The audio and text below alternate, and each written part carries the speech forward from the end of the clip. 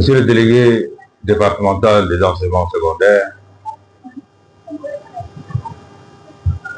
chers homologues, sénateurs et députés et hôtes de marque, venus de l'autre côté du Logone, je voudrais ici préciser que nous avons parmi nous des invités de marque qui nous ont toujours accompagnés dans nos activités. J'ai nommé ici le sénateur Issa Mardo, la députée Amsissan Fatime Lamana, le général Hamdan et leur assistante Fatime. Votre présence parmi nous fait honneur et dit combien notre activité a de l'importance. Aucune nation solide ne peut se bâtir sans l'école. L'école au sens de l'éducation. L'éducation primaire, secondaire, universitaire et les formations professionnelles. Et c'est dans ces centres-là que l'union des esprits et de cœurs se bâtit. On a toujours une affection particulière pour un camarade de classe, pour un camarade de lycée, pour un voisin de chambre dans les internats. Et c'est comme ça que se construisent les nations, parce que nous sommes une diversité culturelle et seule l'école a la capacité de nous mobiliser, de nous mettre ensemble. Parce qu'en réalité, nous avons tous été fiers d'acquérir notre indépendance en 1960, mais en réalité, c'est une indépendance de nom et de façade si nous n'avons pas les hommes qu'il faut pour protéger notre souveraineté. Et la souveraineté, certes, il y a l'emblème national, le drapeau, le territoire, nos forces de défense, mais au-delà, il y a une souveraineté qui est liée à la vie quotidienne des citoyens. La vie quotidienne, c'est se manger, boire, se vêtir, s'instruire et vaquer à des occupations élémentaires. Ces occupations élémentaires sont des armes que certains pays peuvent utiliser contre nous. Il y a l'arme alimentaire, l'arme technologique, la dépendance de nos États et de nos populations vis-à-vis des technologies importées. Nous avons donc le devoir de construire en nos seins une jeunesse capable de prendre la relève pour assurer notre indépendance matérielle, intellectuelle. Pendant longtemps, l'éducation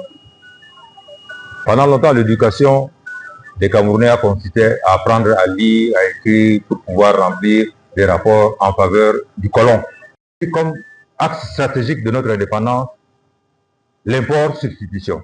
Ça veut dire que nous devrons importer moins et substituer sur tout ce que nous importons. Et pour le faire, il nous faut des hommes sur place capables de le faire. Et les matières scientifiques et techniques sont la base de cette indépendance matérielle. Nous voulons faire nos routes, nous voulons faire nos champs, nous voulons soigner nos enfants, nous voulons construire, nous voulons bâtir, nous voulons produire. Ça ne se fait pas avec des beaux discours, ça se fait avec des connaissances scientifiques et des connaissances techniques.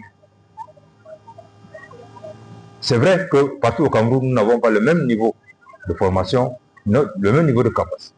Mais nous pensons que dans chaque département, dans chaque arrondissement, chaque citoyen devrait pouvoir apporter sa contribution dans l'œuvre de la construction de la nation camerounaise.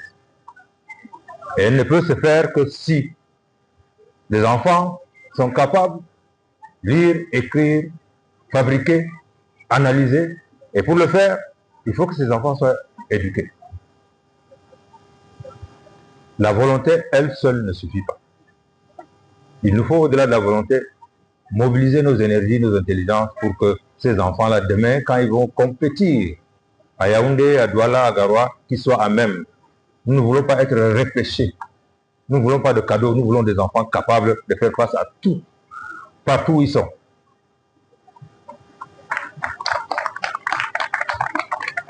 Alors, si nous ne voulons pas de cadeaux, nous ne voulons pas de la condescendance, nous avons l'obligation de tout engager pour que nos enfants soient comme tous les autres Camerounais. Et le Cameroun a vocation de servir d'exemple de locomotive pour l'Afrique noire, parce que nous avons l'un des taux de scolarisation les plus élevés. Mais la scolarisation, l'instruction à elle seule ne suffit pas si elle n'est pas encadrée, orientée et conçue de façon stratégique. Et aujourd'hui, quand nous voyons dans les nations toutes les guerres, les combats, derrière tout cela, c'est la compétition pour la technologie. ceux qui n'ont pas de la technologie sont asservis. Sont devenus, nous ne faisons que produire des matières premières qui profitent à des entités extérieures. Nous devons donc être capables de transformer nos produits locaux, les matières premières, en des biens de consommation, aussi bien destinés au marché national qu'à l'exportation.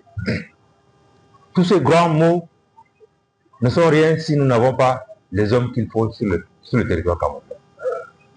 C'est vrai qu'une indépendance totale à 100% n'est pas concevable, parce que nous sommes dans un monde interdépendant. Et dans cette dépendance, il faut savoir faire la part des choses, c'est-à-dire avoir le maximum de son côté.